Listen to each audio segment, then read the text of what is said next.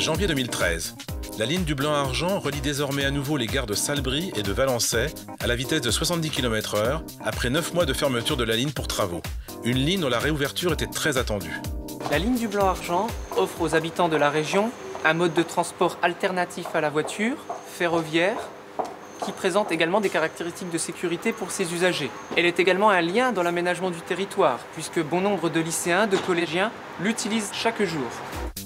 Au-delà d'une desserte locale, la ligne permet également des connexions avec les services nationaux des lignes Paris-Toulouse et Tours-Vierzon. Mais c'est aussi une ligne qui est en parfaite harmonie avec la politique de Réseau ferré de France.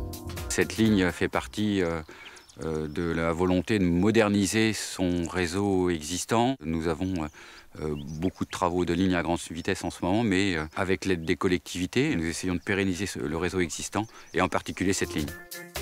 Techniquement, cette ligne est une ligne métrique, c'est-à-dire que l'écartement entre les rails est de 1 mètre, alors que l'ensemble du réseau a un écartement de 1,435 m.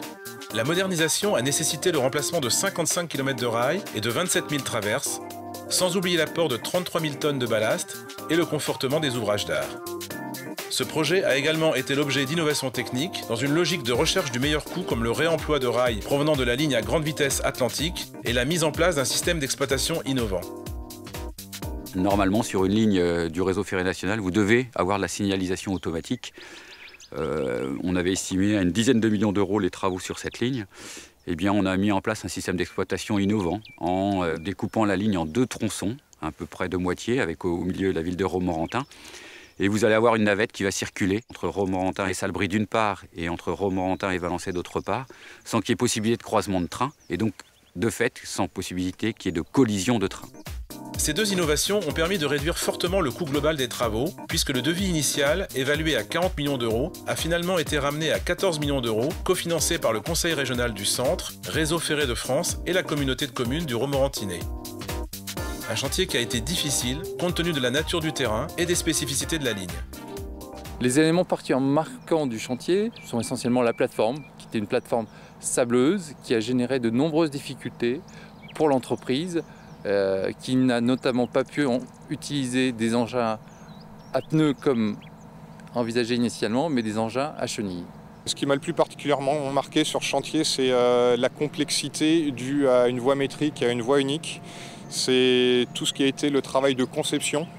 D'habitude, on se repose sur des référentiels existants de la SNCF et là, nous avons dû nous adapter pour répondre aux attentes du client.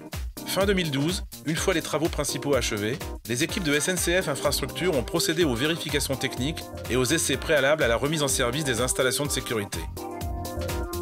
Enfin, l'opération de pérennisation de la ligne Blanc-Argent a été primée à 2 reprises, trophée pour l'innovation lors des 15 ans de Réseau ferré de France et trophée de la mobilité durable au Grand Prix des régions 2012, remis par le magazine Ville, Rail et Transport.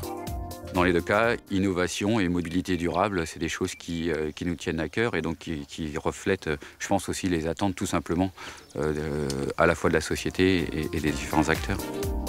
La ligne propose aujourd'hui une vingtaine de trains par jour, avec des fréquences adaptées aux besoins des étudiants, en fonction des heures de pointe et des horaires des établissements scolaires.